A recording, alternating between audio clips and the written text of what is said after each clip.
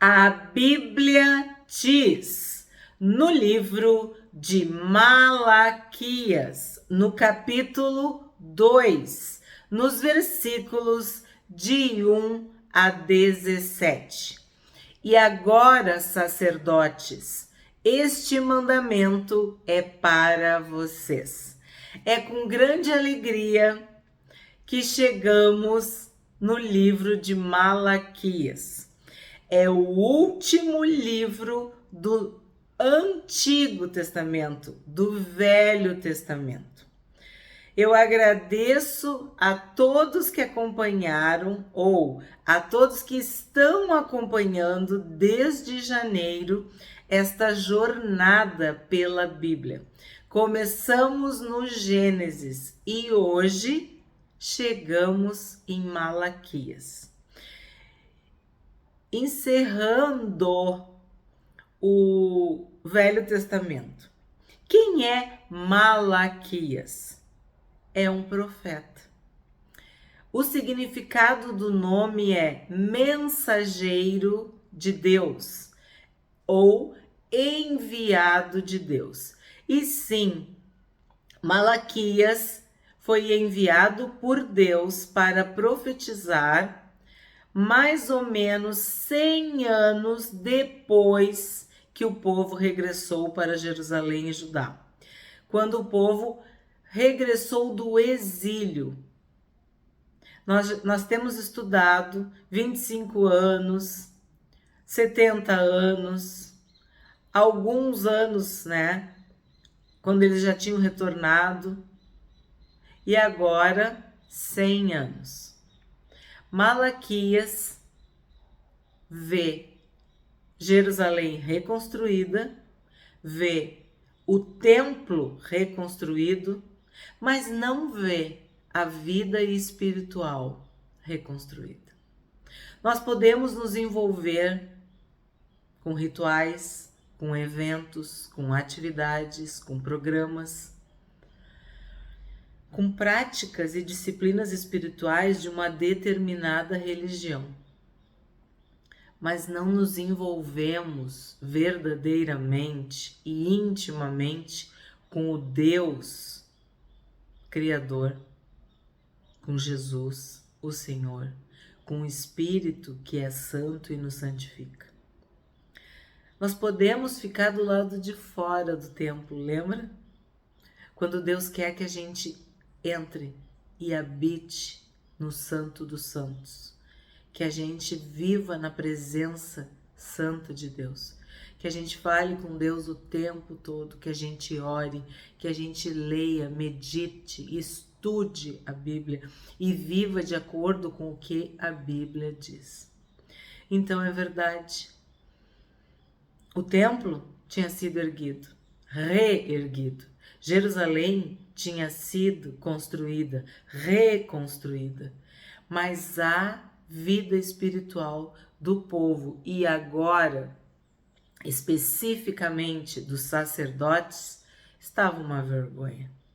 O contexto do profeta Malaquias é desonestidade. O povo se corrompeu, havia um relaxamento, um descaso, uma falta de compromisso. Vocês vão ver, a gente vai estudar, oferecer ofertas de qualquer jeito, fazer as coisas de qualquer jeito. Havia uma corrupção, uma injustiça. E quando nós pecamos, quando nós desobedecemos, quando nós nos desviamos, nós estamos sujeitos à maldição, ao castigo que advém da desobediência da lei. Então o povo já estava pobre, já estava passando necessidade. A rebeldia te leva à pobreza, à miséria, à penúria, à escassez. Especificamente, agora, aquele povo todo esperançoso, que tinha recebido muitas promessas de Deus, se obedecesse, estava novamente numa situação calamitosa, vergonhosa, triste. Por quê? Por causa desse descaso, por causa desse descompromisso, por causa do desprezo com as coisas de Deus, com as coisas espirituais, por causa da traição, seja entre os seres humanos, seja com o próprio Deus, sejam os religiosos, os sacerdotes. A idolatria, que a gente pensou que estava livre, que estava liberto, que 70 anos de exílio teria curado, libertado desse pecado. Pois bem, temos novamente este problema. Divórcio.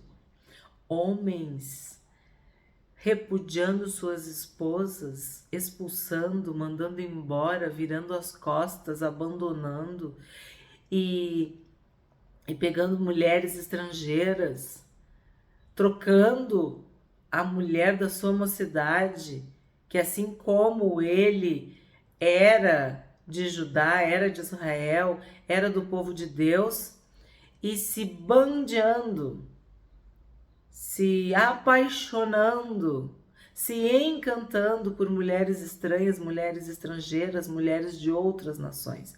Sabemos que isso é o casamento misto. E isso desagrada o coração de Deus, porque não há união entre trevas e luz.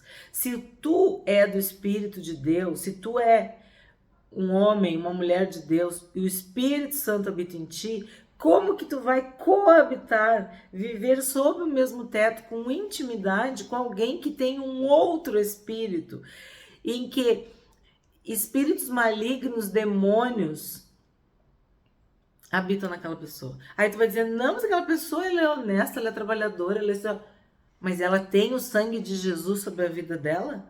As vestes dela, da pessoa, já foram lavadas, purificadas, alvejadas no sangue do Cordeiro?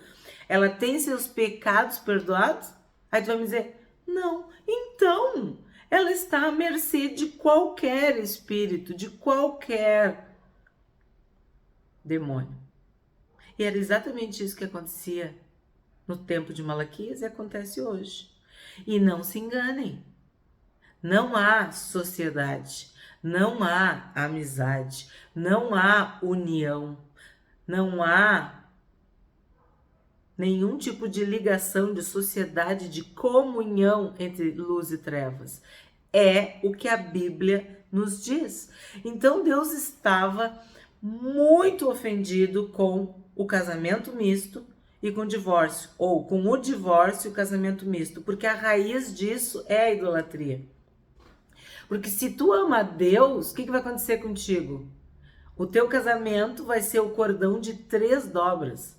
Vai ser tu, tua esposa e Deus. Ou vai ser tu, teu marido e Deus, né? Agora, quando Deus não tá nessa equação, não tá nesse triângulo, não tá nesse casamento, alguém está. Alguém entra.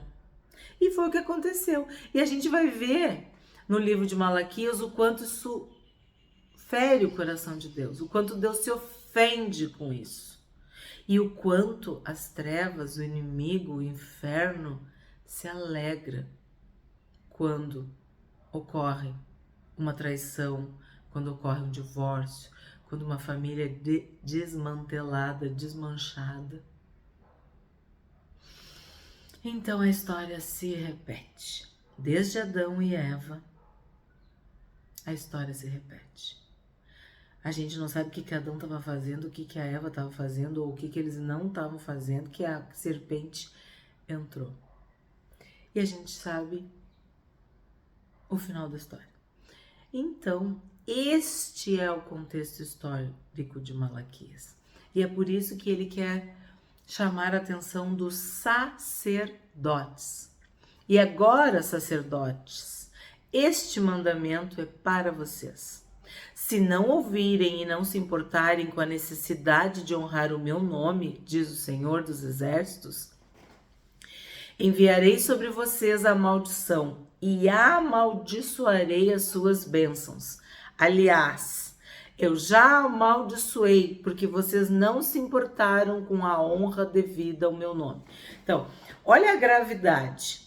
O sacerdote deveria zelar pelo nome e pela presença de Deus.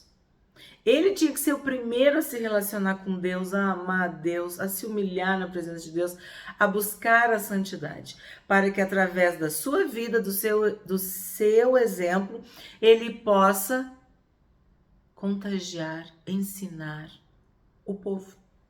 E aqui está deixando bem claro, ó, vocês não se importaram em honrar o meu nome. E diz o Senhor dos Exércitos, eu já falei para vocês, quando vem essa expressão, é o Senhor da guerra, quer dizer, tu te meteu com a pessoa errada. Porque Deus tem vários nomes, e cada um dos nomes de Deus tem a ver com o seu caráter, com os atributos.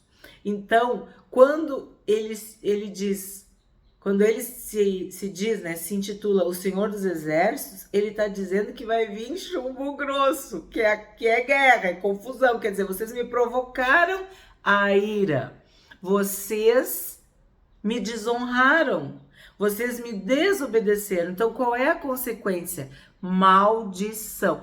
Aí eu te pergunto, tá aí na tua Bíblia? Quem que envia maldição? O Senhor dos Exércitos. Deus envia. Quando nós quebramos a lei, quando nós desobedecemos, quando nós quebramos os pactos, as alianças, o nosso compromisso com o Deus vivo, com o Deus eterno, com o nosso Pai Celestial. E me chama muito a atenção quando diz assim, ó, amaldiçoarei as suas bênçãos. Isso aqui é uma doutrina, uma teologia muito importante. Por quê? Nós queremos e precisamos das bênçãos de Deus. Mas quando a gente está em pecado, em desonra, as bênçãos se tornam maldição. E muitas vezes quando a gente fala isso, as pessoas não acreditam. Elas questionam. Então, eu sublinharia, ó, aliás, já as amaldiçoei, porque vocês não se importaram com a honra devida ao meu nome. Então, eu amaldiçoarei as suas bênçãos. E aí tu pensa, meu marido é uma bênção, meu filho é uma bênção, meu pai é uma bênção, minha saúde é uma bênção, meu trabalho é uma bênção, minha igreja é uma bênção.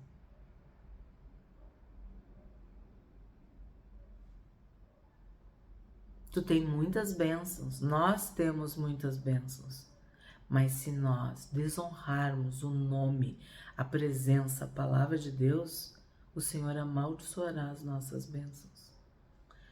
Fica a reflexão. E olha que isso está sendo falado para os sacerdotes. Aí tem gente que às vezes não entende por que um sacerdote, um homem de Deus, uma mulher de Deus, um religioso, um líder espiritual tá com a vida destruída. Tá com os filhos no mundo, perdido, a mulher doente. Enfim, eu podia dar muitos exemplos. Tu é sacerdote. Tu é de Deus. Tu ministra. Mas tu não honra o nome de Deus. Tu não te importa com a necessidade de honrar o meu nome, diz o Senhor dos Exércitos. Muito sério. Muito sério. 3. Eis que reprovarei a sua descendência. Passarei no rosto de vocês o esterco dos animais sacrificados nas suas festas, e vocês serão levados embora com esse esterco. A palavra esterco aqui, ela é uma palavra politicamente correta. Ela é uma palavra, vamos dizer, socialmente aceita. Mas no original a coisa é bem séria, bem pesada. Deus está equiparando o esterco com o sacrifício. Tipo, isso para Deus é isso que vocês estão oferecendo. É um lixo, é uma sujeira, é uma imundície, é um esterco. E aí ele diz que vai reprovar a descendência. Então, foi o que eu falei antes. O sacerdote tem seus filhos, tem suas filhas. e aqueles filhos e aquelas filhas serão reprovados. 4. Então vocês saberão que eu lhes enviei este mandamento, para que se mantenha a minha aliança com Levi, diz o Senhor dos Exércitos. Então, o que é a minha aliança com Levi? Deus escolheu uma tribo para ser sua, para ser santa, para ministrar ao Senhor, que é a tribo de Levi. Esta tribo não teria posses na terra, ela teria um pouquinho em cada uma das tribos.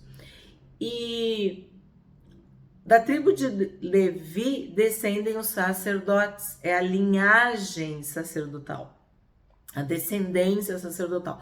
Só que a gente viu de tempos em tempos que alguns sacerdotes tinham filhos endemoniados, uns filhos terríveis, que a Bíblia diz, não é a Cândida, a Bíblia diz, eles eram filhos de Belial, quer dizer, eles eram sacerdotes, eram filhos de sacerdote, eles ministravam no templo, mas eles eram uns verdadeiros demônios na terra. Eles faziam o mal e Deus, muitas vezes, matou esses filhos. E eu não vou entrar em detalhe, porque a gente pode até fazer um estudo sobre isso, sobre filhos que foram destruídos, mortos, reprovados pelo próprio Deus, porque eles envergonhavam a tribo de Levi. E Deus não queria descendência daquela descendência perversa, maligna.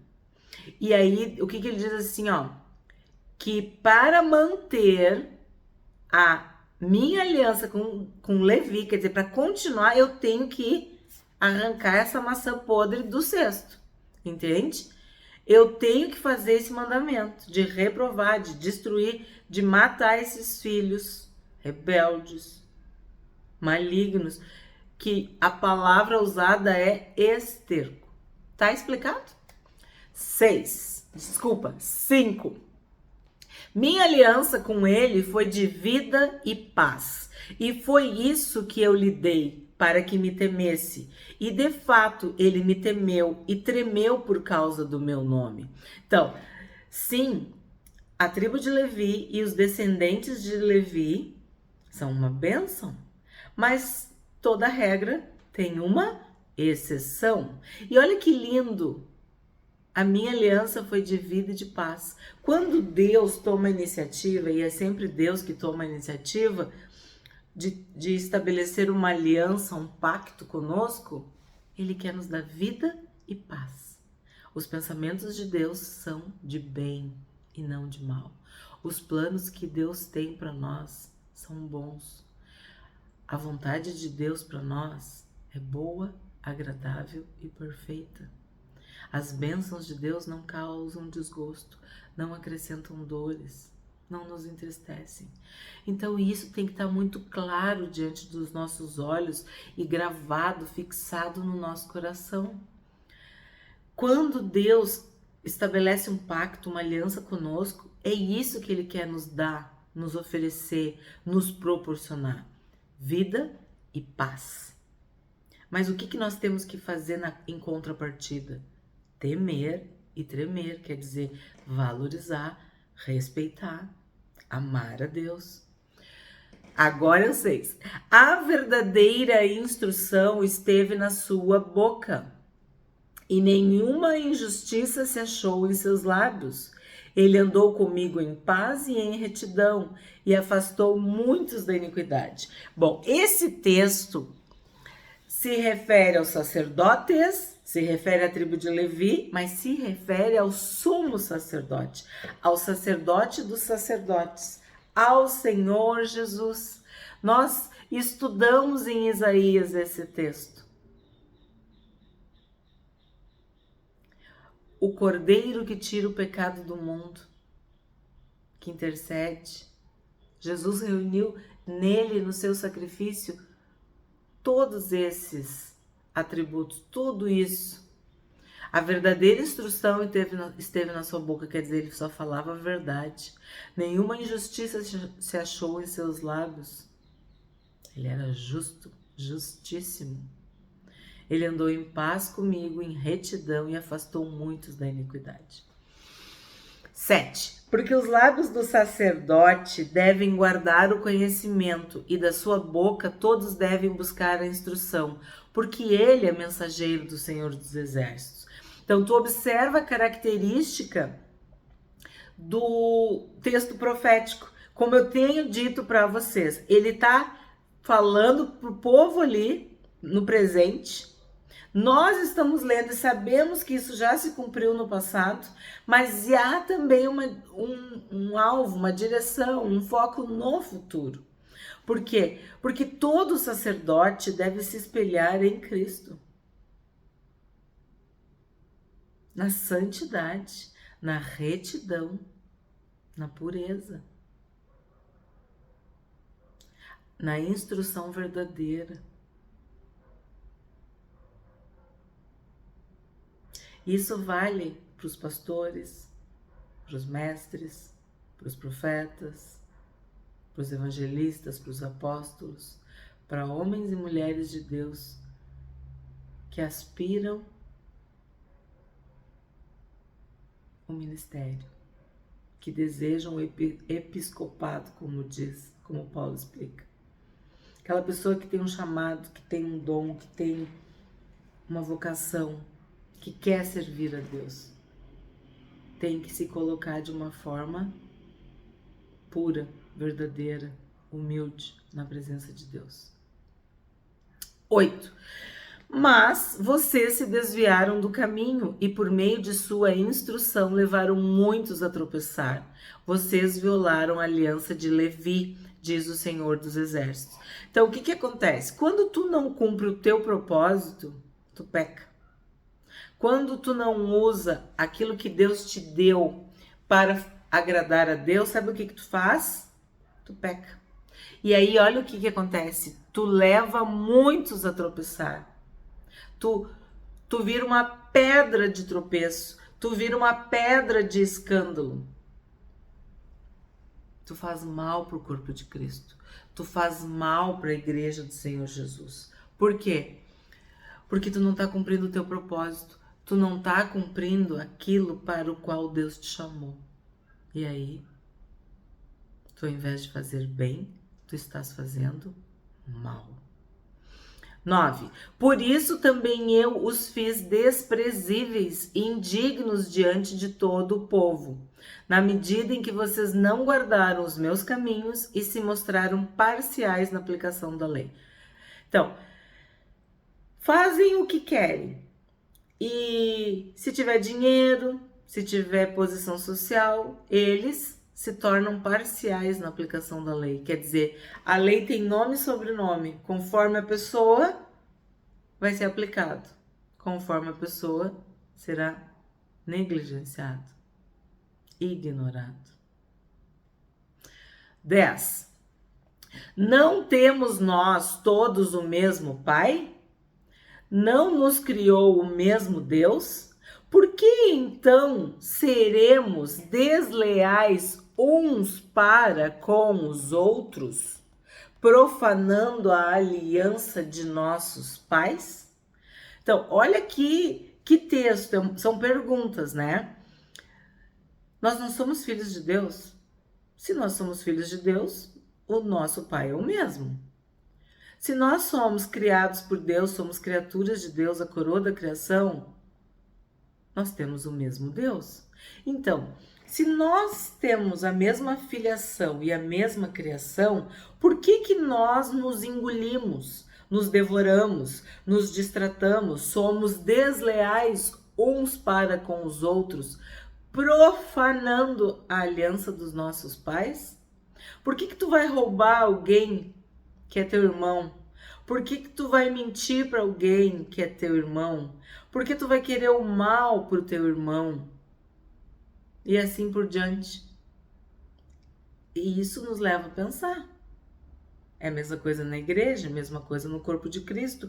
Por que a unha do pé vai fazer mal para a mão? Por que o dente vai fazer mal, sei lá, para o braço? E assim, por que o corpo vai começar a fazer mal para si mesmo? Ele vai ficar doente, ele vai se destruir. É essa mentalidade que a gente tem que ter. Nós fazemos parte do mesmo corpo, do corpo de Cristo. Cristo é o cabeça, mas nós somos os membros deste corpo. Nós somos a noiva de Cristo, a igreja do Senhor Jesus. 11. Judá tem sido infiel e a abominação foi cometida em Israel e em Jerusalém, porque Judá profanou o santuário do Senhor, o qual ele ama, e se casou com a adoradora de Deus estranho. Foi o que eu falei na introdução. Então, isso para Deus é uma abominação. Vou repetir. Abominação. O que é isso? É ser infiel, é ser desleal, é trair, é enganar, é mentir, é profanar. E aí fala o que é isso? Se casou? O que é abominação? O que é tudo isso que eu acabei de falar? É se casar com uma adoradora de um Deus estranho. É a idolatria. É a paixão. É a sedução. 12. O Senhor eliminará das tendas de Jacó aquele que fizer isso, seja ele quem for, mesmo que apresente ofertas ao Senhor dos Exércitos. Então, lembra do contexto. Começou falando sobre os sacerdotes. E agora tá falando de irmão para irmão, de pessoa para pessoa, tá na horizontal. Porque a gente sabe que o sacerdote, ele está na vertical, ele tem autoridade, ele está acima, está sobre o povo. Porque Deus assim estabeleceu. Só que olha que interessante, seja ele quem for. Nós estudamos que um sacerdote deve buscar uma mulher virgem, pura, que não tenha sido desposada, ou uma viúva de um sacerdote. Vimos na introdução agora, eu falei sobre o casamento misto. Tu divorciar da tua mulher, da mulher da tua mocidade, para casar com uma adoradora de um Deus estranho. Isso, aos olhos de Deus, é gravíssimo. Por isso que ele vai eliminar. Não sei qual é o verbo que está na tua Bíblia. Aqui está deixando bem claro, ele vai eliminar das tendas de Jacó. Quer dizer, essa pessoa não vai estar no povo de Deus. Né? É isso que está querendo dizer, vou eliminar das tendas de Jacó. Essa pessoa não vai fazer parte de Israel. 13. Seja ele quem for, quer dizer, não importa se é pobre, se é rico, se é nobre, se é do povo, se é soldado, se é sacerdote, não importa, seja ele quem for. 13.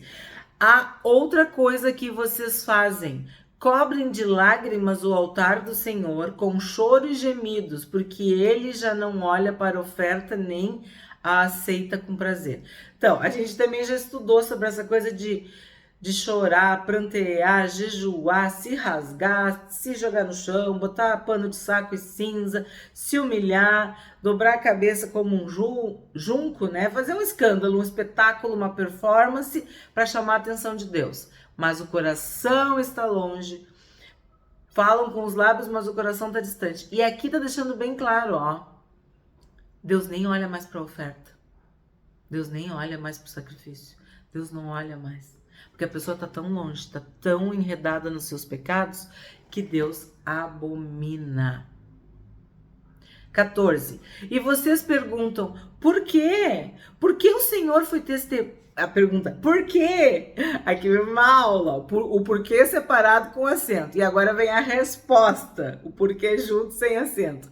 Porque o Senhor foi testemunha da aliança entre você e a mulher da sua mocidade, a quem você foi infiel, sendo ela sua companheira e a mulher da sua aliança. Tem que falar alguma coisa?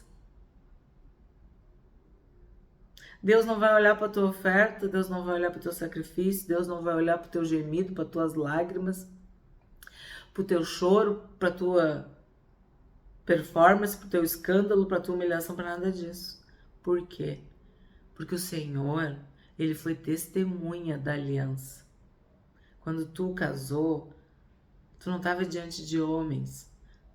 Tu estava diante de homens, mas Deus foi testemunha da tua aliança. Ele estava ali. Tu não jurou para homens apenas.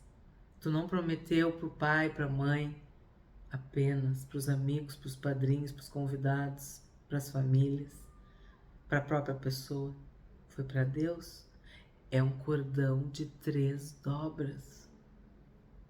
É Deus, é o marido e a esposa. Então Deus está dizendo claramente: eu fui testemunha da aliança.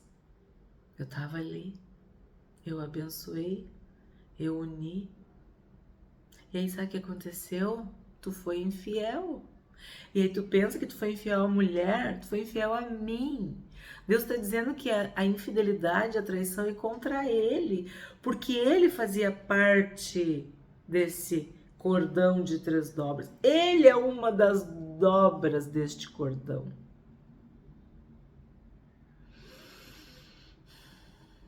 Eu fui testemunha entre você e a mulher da sua mocidade, a quem você foi infiel, sendo ela sua companheira e a mulher da sua aliança. 15. Não fez o Senhor somente um, mesmo que lhe sobrasse o Espírito? E por que somente um? Porque buscava uma descendência piedosa. Portanto, tenham cuidado para que ninguém seja infiel para com a mulher da sua mocidade. Quando nós casamos, nós nos tornamos um só. 2 se tornam um. E isso é um poder. E Paulo diz que isso é o mistério de Deus com a igreja, de Jesus com a igreja, do Espírito Santo conosco. Então, o que Deus une, o homem, as pessoas, não devem, não podem separar. Então, Deus está deixando bem claro que Ele queria esse casamento abençoado para que houvesse uma descendência piedosa. E para que haja uma descendência piedosa, santa, de boa vontade, que teme ao Senhor, que se humilha na presença de Deus, o que teria que acontecer? Não poderia ter infidelidade com a mulher da sua mocidade. Tu não pode trocar a tua mulher velha, como aqui no Rio Grande do Sul a gente fala, né? A panela velha, a patroa velha, é uma forma cultural de dizer a esposa, né? A mulher, por uma outra aí. No caso de Israel, eram das nações estrangeiras. E eu já expliquei para vocês por quê, né? Que havia toda essa sedução, toda essa paixão, toda essa loucura pelas mulheres estrangeiras. Porque elas eram liberais, se é que vocês me entendem. Isso ocorreu com Salomão. Então, é uma tentação, é uma sedução, é um pecado, é uma cobiça, é um desejo desenfreado da carne. 16. Porque o Senhor, o Deus de Israel, diz que odeia o divórcio e também aquele que cobre de violência suas roupas, diz o Senhor dos Exércitos. Portanto, tenham cuidado e não sejam infiéis. Este versículo aqui é um capítulo, é um vídeo só. Então, o que eu vou falar para vocês? O que está escrito aqui? O Senhor, o Deus de Israel, diz que odeia o divórcio. Eu falei lá no início, é uma abominação.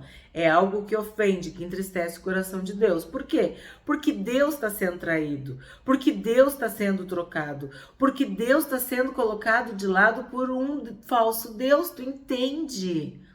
A gente pensa que é homem e mulher, mulher e homem. Não, é um homem que se converteu, se entregou adorou um outro Deus, que tem vários outros nomes.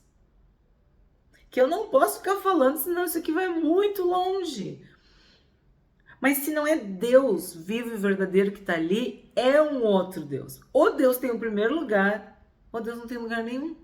Alguém é o centro da tua vida. Se esse alguém não é Deus, tu colocou outro no centro, até tu mesmo. Então Deus está dizendo que ele odeia. Mas aí tem um outro capítulo aqui, um outro detalhe, um outro pormenor.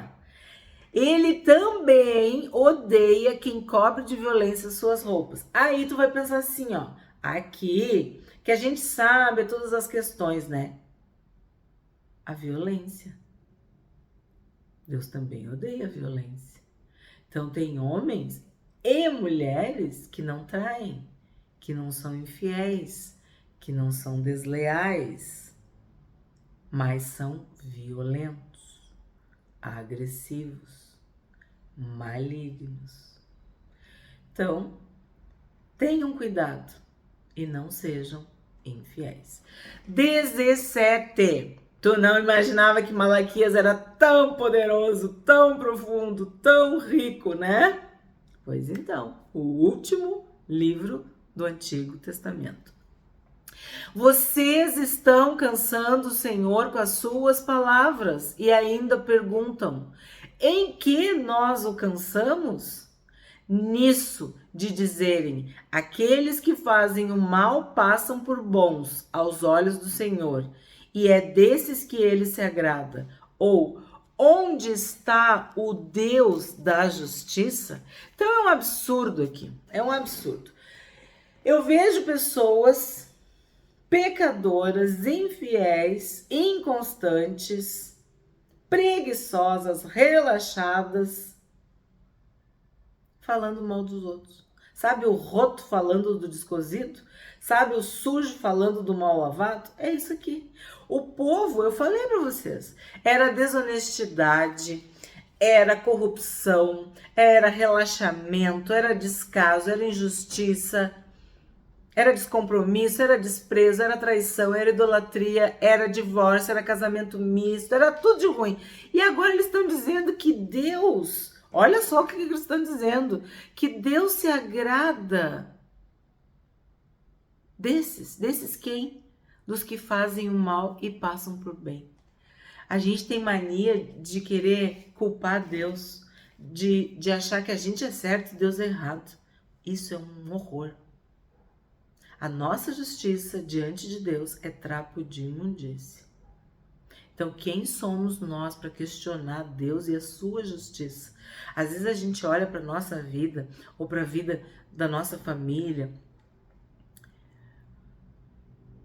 e a gente pensa que está sendo objeto de injustiça, porque a gente é tão bom, a gente é tão piedoso, tão querido, tão maravilhoso, que a gente não merece aquilo. E esta postura sempre é errada, porque se nós estamos passando por uma vergonha verdadeira, por uma injustiça verdadeira, por maus tratos, por qualquer coisa ruim, o que a gente faz? Vai para o teu quarto, fecha a tua porta e em secreto fala com o teu pai. Tu te derrama aos pés de Deus. Ele é o Deus vingativo. A mim pertence a vingança. Então, se tu tá sendo injustiçado, tu não move uma palha. Tu não abre essa tua boca. Tu não faz nada. Tu simplesmente ora a Deus, clama a Deus, chora. Que nem a gente falou ali, se rasga na presença de Deus, mas com a porta fechada. Tu não tá agonizando em praça pública. Tu tá simplesmente buscando o teu pai, que é o teu protetor. Tu não precisa te defender. Tu não precisa. Estão te envergonhando? Estão envergonhando o nome de Deus? Estão ofendendo o próprio Deus. Por isso que eu digo para você sempre, Deus é bom, Deus é santo, Deus é misericordioso, mas Ele é temível e Ele é terrível. E Ele diz, Ele vai vingar. Ele vai dar paga. Ele vai fazer justiça. Não é tu que vai questionar a justiça de Deus. Gente, olha o tamanho do vídeo sobre Malaquias. O que a gente aprende hoje? O que a gente aprendeu hoje com o capítulo 2 do livro de Malaquias? Assim diz o Senhor dos Exércitos: minha aliança com o povo de Israel foi de vida e de paz. E com Levi, né, com a tribo de Levi. Ele me temeu e tremeu por causa do meu nome. Os lábios do sacerdote devem guardar o conhecimento, e da sua boca devem os homens procurar a instrução, porque ele é mensageiro do Senhor dos Exércitos. Nós vimos que os sacerdotes, os homens de Deus, os líderes religiosos, eles devem ser uma referência, um exemplo. Eles têm que mostrar com a sua vida o seu relacionamento com Deus.